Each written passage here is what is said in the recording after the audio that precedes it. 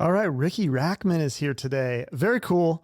A little bit surreal as I grew up watching him on Headbangers Ball. And if I could go back in time to 15-year-old me and tell him that one day Riki Rachtman would be on my show, I don't think he would believe me. So I'm very grateful to have Riki on today. We're going to talk Headbangers Ball, the Cathouse, Riki's Ride, and more. Stick around.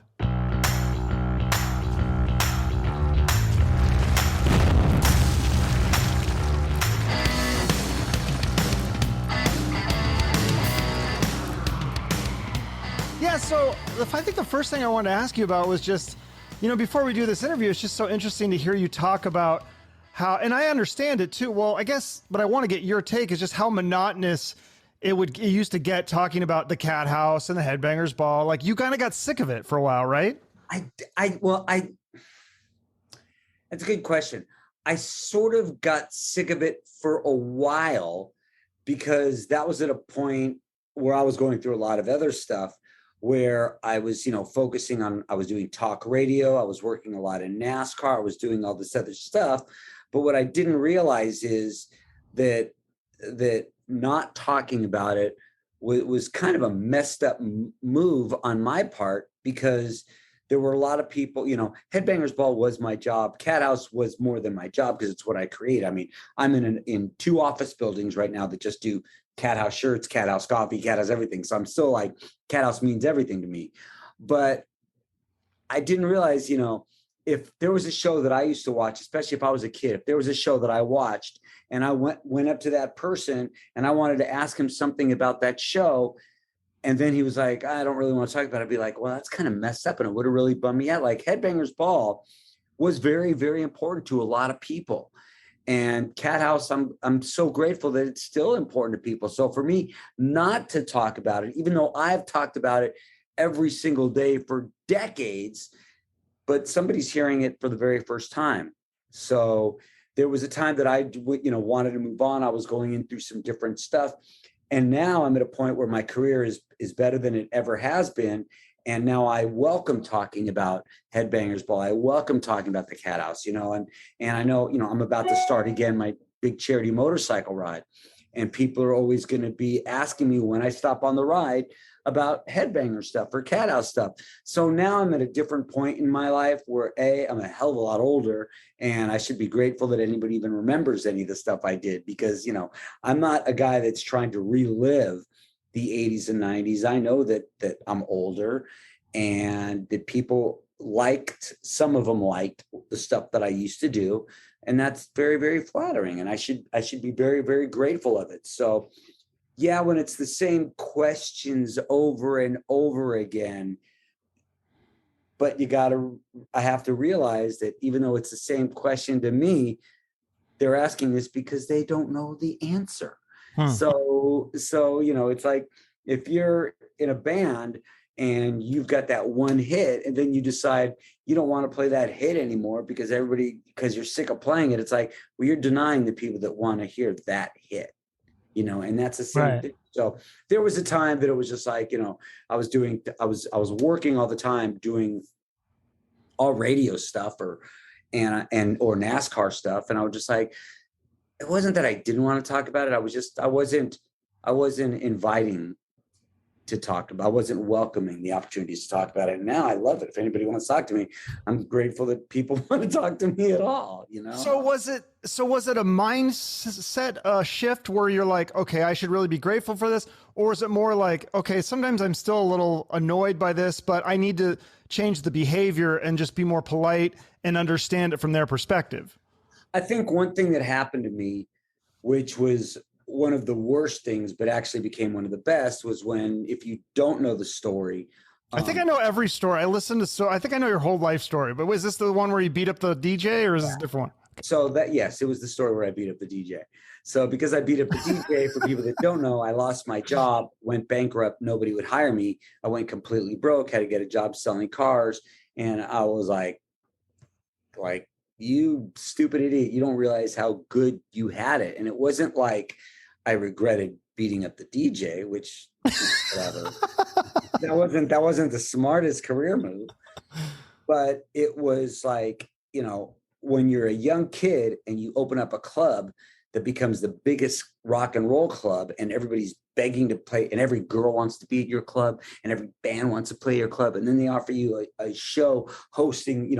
I am not a journalist. I didn't go to radio school, and I didn't study journalism. So they're just taking this punk from the street and making him like that guy. I'm like, I can't lose. And then I'm starting this, and this works, and that works, and everything works. And then all of a sudden it's like, dude, you got nothing. And I lost everything. And I'm like, you're going to become grateful now. So now, if somebody asks you, hey, do you want to do this? You think about it like, this could be a fun gig. And I still turn down a lot of jobs. I turned down a lot of jobs. I'm at the point of my career right now that I only take jobs that I think are fun. Like I can't go MC a festival and bring on a band that I don't like. I just can't do it. But I'll go to a band. I'll go see it. So if you see me at shows, I mean, that's why I go to quite a few shows. And I go purely because I just want to be there. I'll drive and occasionally, fly to certain shows just because I really, when Iron Maiden plays, I look where hotels are and I'll fly anywhere to go that. And there's certain bands that I'll go, when Exodus and Testament Death Angels was played. I went there and booked hotels, and I'll travel to go see other shows, But now, do you still get the hookups from your old connections sometimes, or? Some I don't.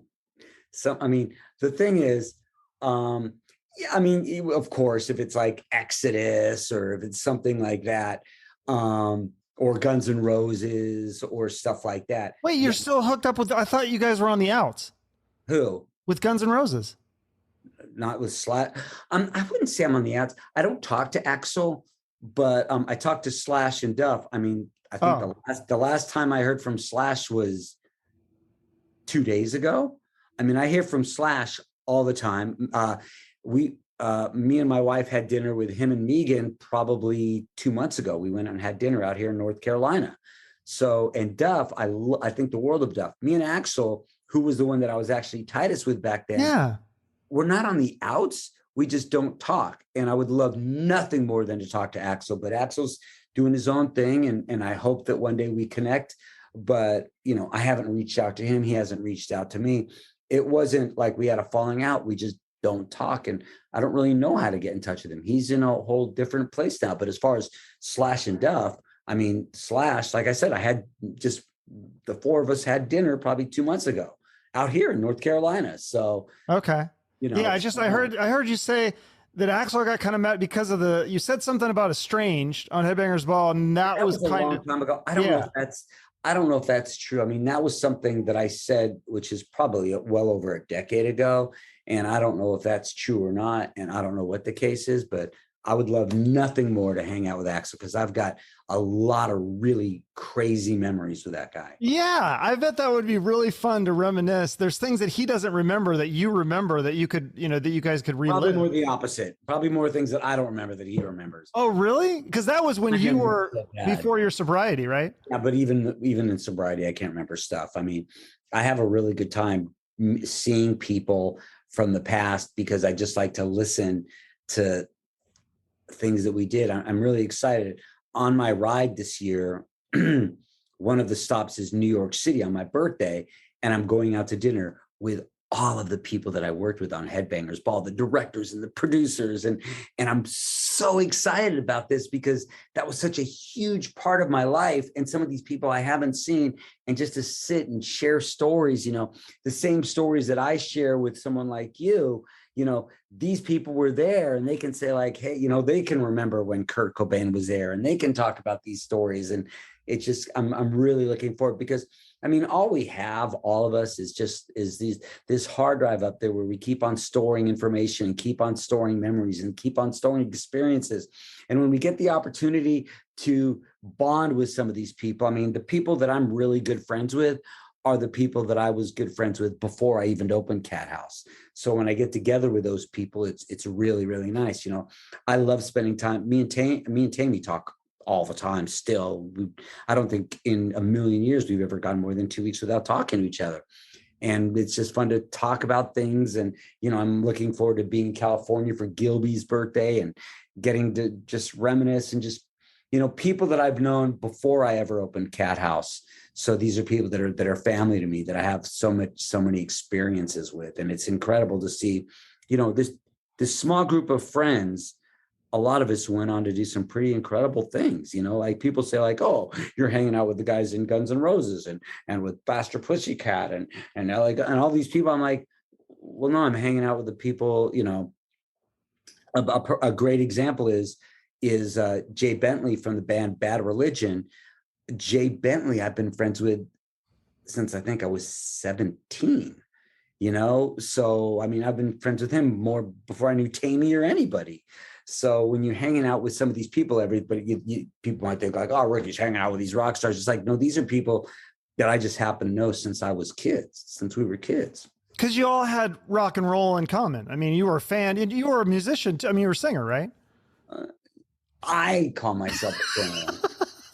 I think you were in bands. I was in bands, but that doesn't mean yes, I played in several bands. I played in the probably the best band that I was in was a band called Battery Club. We toured a little bit. That was fun. But did you guys open for Offspring? Yes, we did. Okay, that is true. Okay. But when I was in the band Virgin, which was a Sunset Strip band, right on YouTube, there's a show that Virgin played where I do 2 songs with Vince Neil, and this is 1988 or 9. So that was pretty fun. So yeah, Virgin was a Sunset Strip band that I was in, that I was a singer of, and it was fun. It was fun. I wanted, it's really tough when you're starting a band and you want to make it in a band, and every single person around you in a band is getting a record deal and buying houses, and you're like, so I had moved my efforts to the Cathouse, and obviously, as I sit here in the Cathouse South offices, it paid off okay. Yeah. So here's the one thing I didn't understand about the Cathouse. I think I listened to a lot of interviews with you, but I don't know the story. How did you initially get the money to open the Cathouse? Because I think it was you and Tammy, and I think you said Tammy was working like a retail shop or something. So you guys were not rich.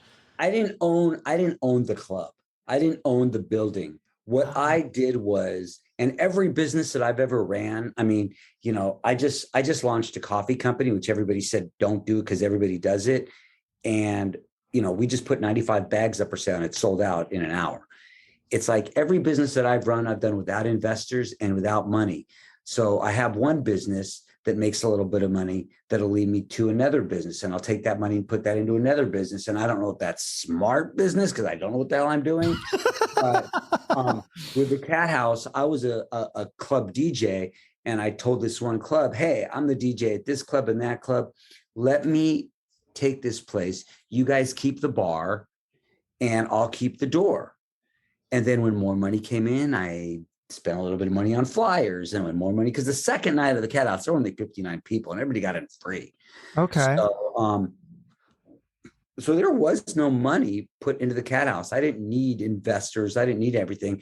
And then as the Cathouse got bigger and bigger, then I said, okay, I'm going to make Cathouse t-shirts. And then pretty soon everybody started buying Cathouse t-shirts. So I was like, I'm going to try another club. So I'd go to a club and I'd say, hey, look, I own the Cathouse. See how successful that is? I want to do a dance club here on Thursdays. You keep the bar, I'll keep the door, I'll bring in my own staff, and I'll pay them out of the door. So that's pretty much how it works. So it didn't work I think the Cathouse probably started with initial investment.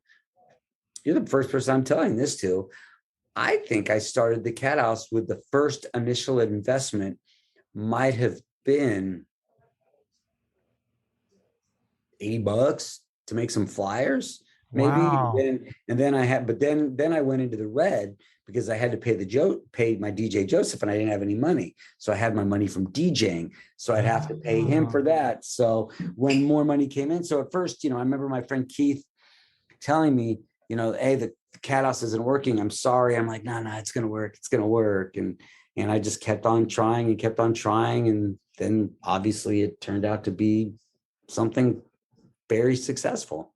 Yeah, though there's so many stories like that where it's just if you just keep going, hopefully eventually that you hit success. Yeah, but there's certain things like, I'm a big guy that says like, don't give up, don't give up, don't give up.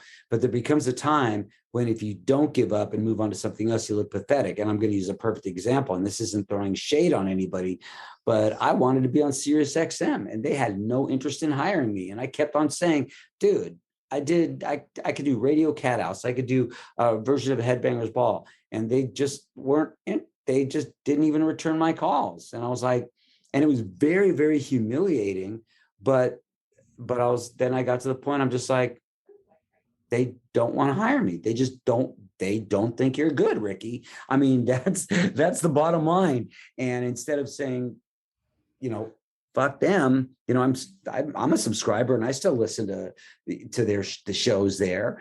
And they just don't want to hire me. So I could just keep on trying and keep on trying. And then after a while, I just look pathetic. And I'm not pathetic. I'm successful in the businesses that I do. Are there other things that I want to try? Yes. And do I get bummed out that I get turned down for some of them? Yes. But it happens. I'm older now. There's reasons. Who knows the reasons that nobody wanted me there, but they didn't. So I could say, never give up, never give up. Well, you know what? If I don't give up, I'm going to look like a freaking loser. If I keep on hitting these people up, they don't want to hire me. So I'm like, okay, move on. Do something else. Yeah, that's weird because I think a lot of people would listen. I'm a serious subscriber. I would definitely listen to a show that you are hosting, like for sure. I'd love to hear you on, like, I know you're probably not a big hair metal fan, but I'd love to hear you on Hair Nation or the Boneyard or whatever those stations are. I listen to both of those. I listen to both of those stations. I could even do, a thrash thing on Old School Thrash on Liquid Metal, or I could do it in any of the stations. I could be on Volume and just do talk,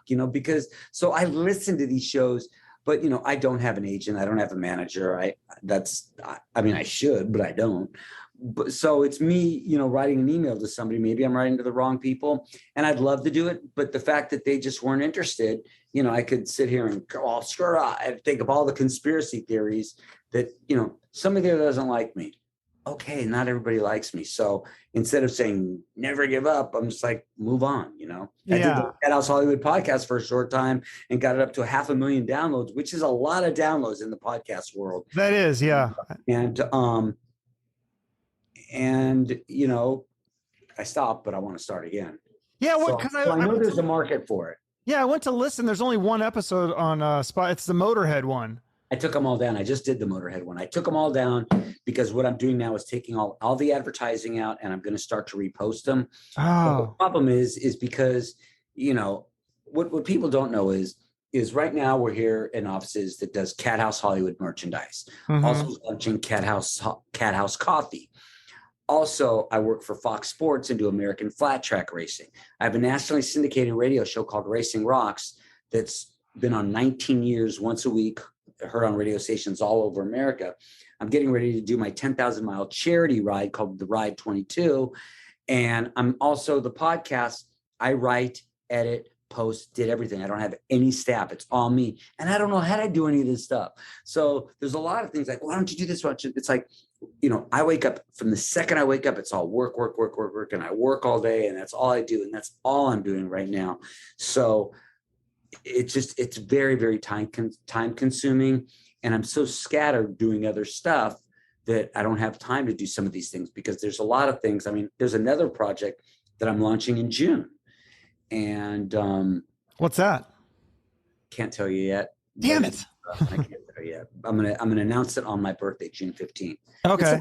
It's something fun. It's nothing crazy huge. It's something that's kind of a bucket list thing. Oh. Yeah. Okay.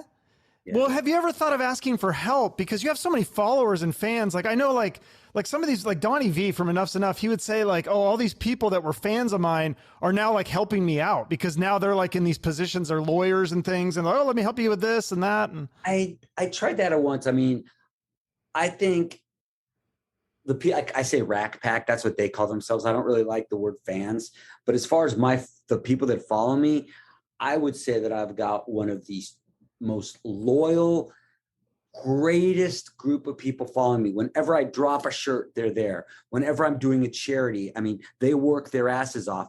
When I do these rides, like the one I'm about to start, I raise money for charity. Every penny goes to the charity. we're just starting and we've already raised $18,000. You know, like we raise a lot of money because these people go out there and they set up appearances. And then I'll say, okay, I'm going to ride through Cleveland. So they'll all meet me at Melt Grilled Cheese, or they'll all meet me here. And whenever I release something, they come out with it and they help promote it. So, but the thing to say, like, I need an agent or a manager, it's like, it's really sketchy because everybody does it. And, you know, the other problem is, you know, I put my name on everything that I do, and I'm really a hard person to work for sometimes because I'm very meticulous. I repeat myself. I want things done the right way, but I do need help. I mean, I know, you know, I need help. I love welcoming artists to design some cool things and maybe make, you know, a bag for the coffee or a t-shirt, or, you know, be a publicist. You know, I need publicists. Yeah. Because all my stuff gets out word of mouth. You know, I see a lot of people talking about these, and this festival is going to be this charity, and they'll raise like 8,000, and I don't even know how much goes to the charity. When I do my rides, it costs me tons of money, and I donate all the money to different charities. I did 32,000 for Stop Soldier Suicide, you know, 22,000 for the Alzheimer's Association. And I don't get press for this because I don't have a publicist. So I do need help. And, you know, it was a big deal for me earlier in the year to hire another person that handles all the t-shirt stuff, which is the office next door. So I do need help. And that's something that I am working on doing, you know, in the next, like now. Yeah, I was just doing the same thing for me, like with a podcast. I hate doing all the editing. I love doing the interviews, but I hate doing. I'm like, there's got to be somebody out there that would want to do that and help. I would hope. I don't know, maybe not. But all you're going to do, Chuck, is you're just going to listen. You're just going to, you know, spend the time listening to it, wondering why that should have been edited or that should have. And you're going to spend just the same amount of time. When I started my radio show, Racing Rocks, 19 years ago. They had writers and they still have a producer and editor. I don't edit that radio show because I edit the interviews. But when I started that show, they had this whole staff because it was United Stations Radio Networks, which was Dick Clark's company, a big radio syndicator. And then I said, hey, fire the writer, give me more money. And I started writing the show. So I started taking more and more stuff upon myself to do. And because I am a control freak and I want stuff done a certain way. But I've never had, you know, so to speak, with my radio show, I do have a producer, but, you know, I write every word in the script. You know, nobody gives me information or stuff like that. And the same thing with when someone buys a Cathouse t-shirt, you know, the Cathouse t-shirt is like, you know, I'm looking at the quality of the shirt. I'm designing most of the shirts I design myself, and rarely now, but I used to be the guy folding them, sticking in the envelopes. Now I help, but Karen right next door does it. But when we have the coffee company, we did the 100 to 200 bags. You know, we're putting stickers on the bags right over in this part. I don't know if you can see right that. Oh yeah, that's awesome. That's where all the coffee shows up.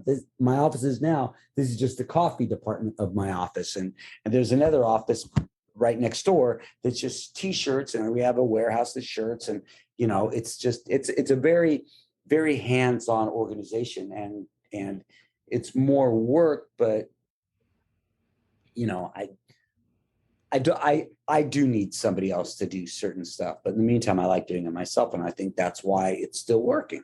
Because well, you like to stay busy, right? You've always been kind of a go-getter. Yeah, I would, but I think I'd like to not be busy pretty soon. I think I've been like now I get to the point I'm like, what would retirement be? You know, what would it be like just like to hang out on the lake and just ride my motorcycle or get an RV? I mean, you know, riding my motorcycle is my escape. And that's why I go on like 10,000 mile rides. But I think eventually I'll get to the point where I'll just say, okay, I'm off social media. I'm done. I'm just done. Really? You know? Yeah, I'm just done. You know, I'll go to shows and I'll still see people and do fun stuff that I want to do, and, you know, maybe spoken word stuff, but I'll just relax and not be so worried about which shirt do we sell? What's a new shirt that we're going to come out with in a month, you know?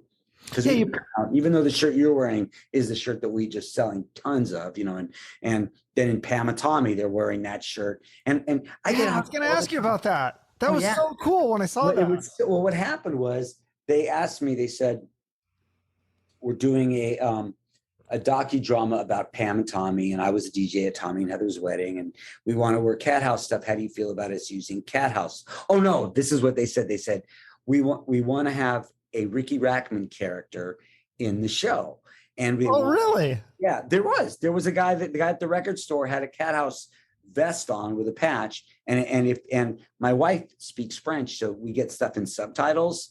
So when stuff is in subtitles, it said Riki Rachtman speaking. Oh, I didn't even notice that. Yeah.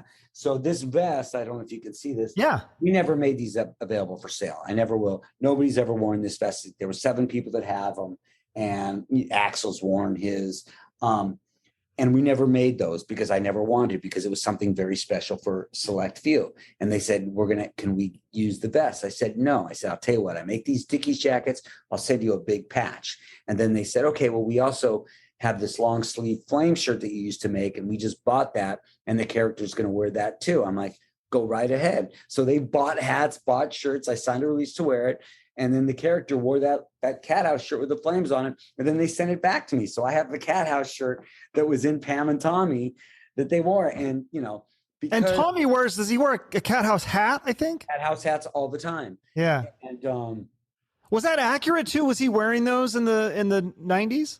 Oh yeah, I've got tons of photos of him wearing Cathouse shirts. I've got photos of everybody wearing Cathouse shirts.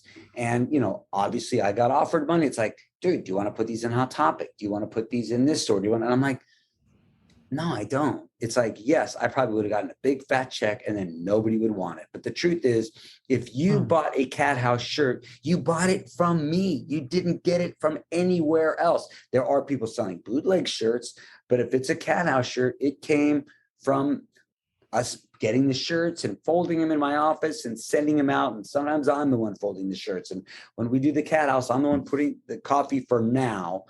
I'm the one putting stickers on the labels and doing stuff like that, because it's my company. I own these companies, and I want to make sure that everything works great. And it doesn't need to be accessible to everybody. There's something cool that when you walk into a show and you see 3 Cathouse shirts, hey, did you go to the club? Where'd you get the shirt? And nobody's going to say, oh, I got it at Walmart. I got it at Hot Topic. Yeah. They got it was cathousehollywood.com, and I'm very proud of that. And I got mine at Rockin' Pod. I met you there. Well, or you bought it from me. You bought the shirt from me. Yeah, literally. Exactly. You and I think it was your assistant, or yeah. Yeah, she doesn't work there anymore, but Leah was there as well. And okay. We had such a good time at that. That was just such a good time.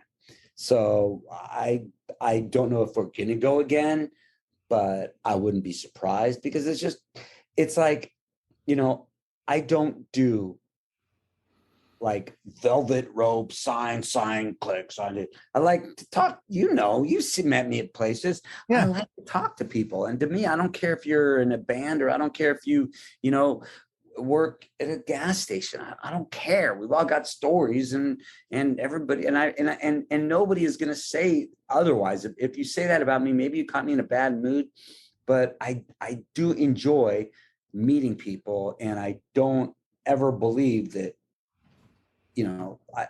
some rock stars just crack me up, but there's a lot of rock stars that I've met, that I witnessed, that are so good with people. And what takes only a minute of their time is something that these people remember. When I saw Gary Holt and Zetro from Exodus, there was a kid walking by with a parent walking by the bus, and they both walked out, and dude, Gary Holt was in Slayer, and they walked out and they spent time talking to the dad, talking to the kid.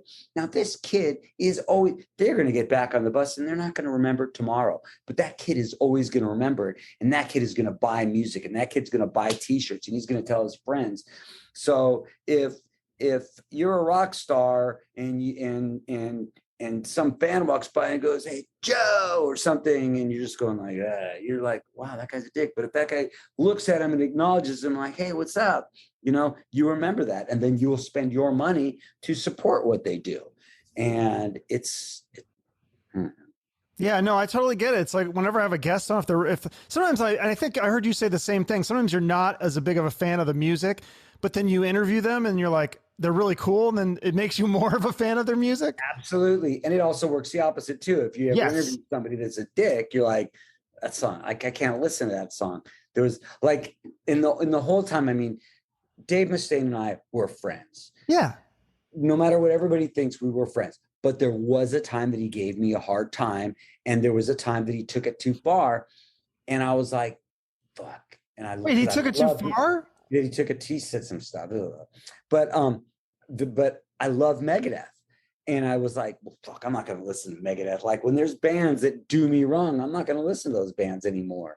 And like I was really like, okay, there's a band that I really, really like that a lot of my counterparts are not necessarily fans of, that you wouldn't think I like, but I'm a huge fan of My Chemical Romance. Okay. Oh, I like that band too. Love that band. Yeah. So, so I was like, wow, you know, I really like that band. I'd like to see them live.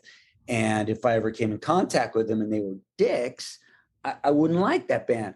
Well, little do I know that Mike Way from My Chemical Romance follows me on Instagram, and he writes this letter. And he's like, dude, you know, me and Gerard, we used to love what we'd watch Headbangers Ball. And I'm like when I wrote him, I'm like, did you understand? Like I'm a huge My Chemical Romance fan. And I don't even think he believes like I'm a huge My Chemical Romance fan. And they're playing, and I'm going to get to go see him play.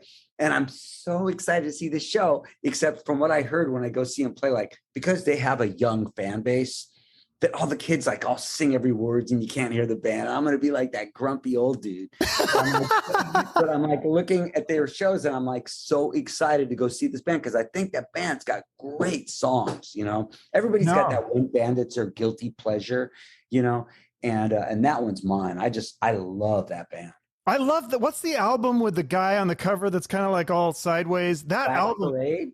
Yes, that one is so fucking good. It's like amazing. I don't understand why they got that whole emo thing, because emo stuff bores me. I always thought they were just like a good rock and roll band. I mean, some of their real old stuff sounds like punk rock, and some of their stuff is very kind of Bowie-ish, and I just think they're just a great rock band. They just had a new song come out too, right? Yeah, that even has a breakdown in it, and it's good.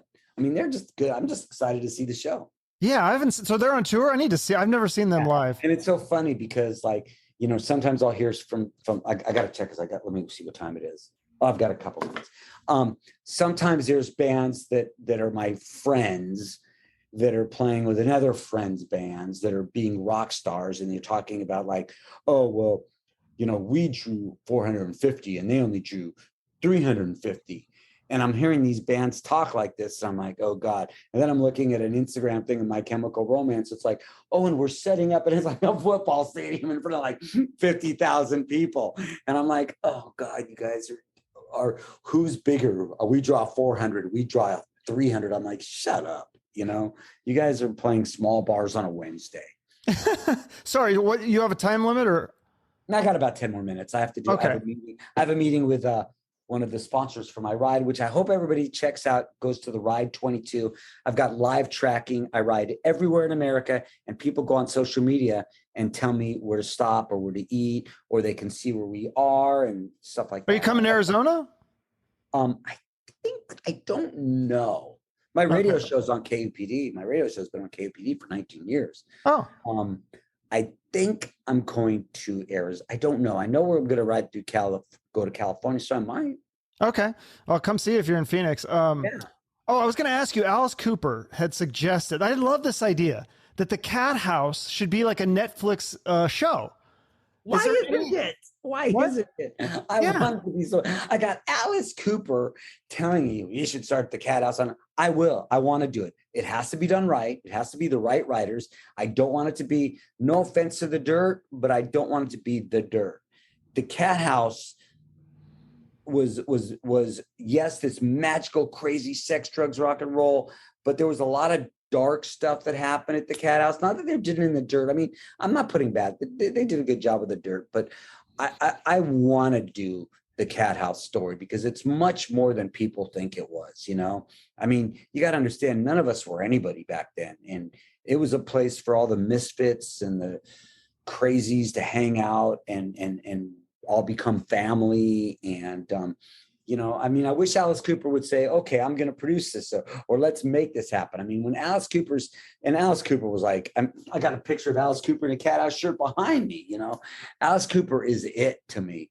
And when he's sitting there saying you should do a Netflix special, I'm like, yes, you're right. But I don't have agents, managers, producers going out there trying to sell it for me. So You just need a screenwriter or somebody to write it first. yeah, but it's got to be done right. Yeah, because I was gonna say I had the guy that wrote The Dirt, Rich Wilkes, on my show, but like you said, you're saying you don't want it to be like The Dirt. Although he said that they twisted his script, so I'm sure they did. I mean, I know that they're gonna make a documentary of that book, Nothing But a Good Time. You know? Oh, really? I didn't hear about that. That's what I heard Yeah. from a good source. And you know, that was another book, and Cathouses, and I'm all through that book. It's like, you know, it's something that should be done, and hopefully it's something that will be done. Yeah. Tell me one good Cathouse story before you go. Like, I mean, there's so many, like the Vince Neil Izzy, you said that started there, like Axl stories. Like, I mean, there's so many good ones, but what's your favorite? The Vince Neil act. I mean, my favorite story is, you know, the story of me being a kid, and my dad got me to see an Alice Cooper rehearsal, and then I got bad grades, so my dad didn't let me go see Alice Cooper, and all I cared about was Alice Cooper. And then you move 20 years later, it's Halloween, the best night in the world to see Alice Cooper, and Alice Cooper is playing at the Cathouse, and he opens with a song called Trash, where the first line is, "It ain't the way she crawls across the Cathouse floor." You know, when you've got your childhood idol, the biggest rock star in the world, the coolest rock star in the world, that all you wanted to do was see him as a kid, and then they didn't let you go see him, and now he's playing at your club on Halloween, singing a song about your club. I mean, that was, it's like, wow. Wow. Like how in the world did I get here? And certain things happen that you're just like, wow, like that was the best. And these are things not like, hey Alice, would you play Halloween? Hey Alice, would you put Cathouse? It's like, this is a thing that these people went out of their way to do. You know, when Guns N' Roses would play the Cathouse, the day before they're playing with the Rolling Stones, it's them calling me and saying, hey, let's do something at the Cathouse. It's, you know, I didn't solicit these people. These people were very, very kind to me. These people have always done some really, really good things. And there's even a lot of newer bands that are very good to me that reach out and that want to, you know, do nice things. And why do you think that is? What's the secret to your success? I don't know. I mean, and then on the same token, it's like, why are there certain people that just won't hire me? I think the thing is, I'm not a journalist or reporter. Even though some people think that I might walk around saying like, oh, I'm hanging with my friend this, or if I'm saying it, it's because those people are my, you know, when I start my motorcycle ride, the first stop is to have dinner with my friend Mark Morton from Lamb of God. And then I'll probably see this person, because these people are like friends. Like, these are the people that we go out to dinner with, not because anybody has something to promote. And we don't talk about rock and roll. We just talk about whatever, you know, that if Slash is in North Carolina, he says like, hey, let's go get something. It's not for promotional reasons, just because these are the people that I feel comfortable hanging with, because I've got history with. So, you know, and I would do anything for them. And I don't know, I'm just very, very lucky. I mean, you know, and there's plenty of people that if my name is brought up, they don't want to have anything to do with anything I do. I mean, I know a lot of people that feel that way, and that's okay. You know, why am I not at a lot of these festivals? Because I let people know how I feel about certain bands. And you know, I never do, but I don't do, like, on social media. I really, these days, if there's a band that comes out with a song that really sucks, I don't really post anything about it anymore, because it really doesn't do anything. Like, I saw, there was some movie that I recently saw, and it was just so horrible. And I wanted to just say, this movie's so horrible. But then I'm like, what is it going to do? What is it? Somebody might get butthurt about it. And how does that benefit me at all? As opposed to saying, you know, like, hey, I just saw this show and this show is really, really good. Well, maybe somebody will listen to me and then decide to watch it. And then maybe that person that made that show will hear it. And it's like, that was somebody nice said something about me. So I'm really limiting or getting rid of all the negative things that I can, because in this world, I mean, I can say anything and somebody will just write something mean about it. I could say something like, like people like, oh, Riki got a mohawk, trying so hard to be relevant. I'm like, who the hell has a mohawk? It's freaking in their 50s. No, but I did it because I wanted to do it. You know, it's like, and if my hair was short, oh, he's got his hair short. It's like people just want to write something. Like if I say, I drink this water, and he's like, oh, he's drinking water now because he saw, somebody. It's like, shut up. Right. They actively really look for things to say something mean about it. And that doesn't, and they're miserable. It doesn't benefit. Right. And I used to like, well, fuck you. You're a piece of, it's like, okay, meanwhile, there's 100 people that are saying how much they really love this podcast or love your apparel line or love this. And then this other guy says, well, you suck. And I'm going to answer this guy. It's like, what is the logic in that? It's like, acknowledge these people that are here benefiting you because they're doing very nice things for you. And just block, delete. Guess what? I don't have 1 million followers because I block people the second that they talk, somebody would say like, oh, this logo you're using for Cathouse Coffee looks like this, you ripped it off. And then somebody would say, no, he doesn't. And then that person will say, well, what the hell do you know? And I'm like, dude, shut up. Like what's, there's no benefit of putting negative. People aren't thinking you're cool talking shit about people. The same reason I don't talk politics. I have my very, very strong political beliefs, and I know some people that think completely opposite of me. And even though I question their logic, it's like, I believe that deep down inside, they want some sort of good like we all do, So. Yeah, no, I get it. And that's why you're saying like at some point you want to just delete social media, because I'm almost there. I mean, if I didn't have podcasts to do and use that, I feel like it's like so pointless a lot of the time. It's so much negativity. Like it can be very positive too, but so much negativity. Hey, I wouldn't be raising all this money for charity if it wasn't for social media. But it's like, what is the point of posting negative things? That's what I don't get. Yeah. It does nothing. I mean, it doesn't make you feel good. If I say you suck, some of that stuff is sticking on me. If I put that negative stuff, I mean, I don't, there's political things that happen that make me furious. The whole thing about COVID, everybody's an expert. Everybody knows exactly what's going on. When the truth is, nobody still knows what happened with that, And I was very outspoken about certain things and proved that I was completely mistaken. And I copped to it. I said, hey, guess what? I was an idiot. I'm wrong. It's just like everybody's an expert with everything. And, if your opinion is different, damn you, Right. No, exactly. Well, thank you so much for doing this. I know you got to get going, so I'll let you get back to the rest of your work. Stay busy, and I'll put all the links in the show notes so people can donate. Please do. I will. Okay. Thank you so much. I look forward to that Cathouse show someday. It's going to happen. Yeah. Yes, I hope so. Okay. I'll see you later. Bye, Riki.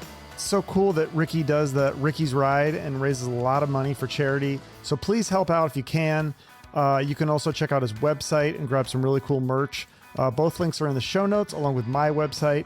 And you should all know the drill by now on how to support the show and our guests with the likes, comments, shares on social media, all that great stuff. No one ever does this, but maybe someday somebody would write me a nice review on Apple Podcasts. It's been a while since I've had a review on there. I think the last one is a troll writing a bad review. So it would be cool to see a nice one at the top of the list instead of that bad review. So otherwise, have a great day. Thank you for listening, and remember to shoot for the moon.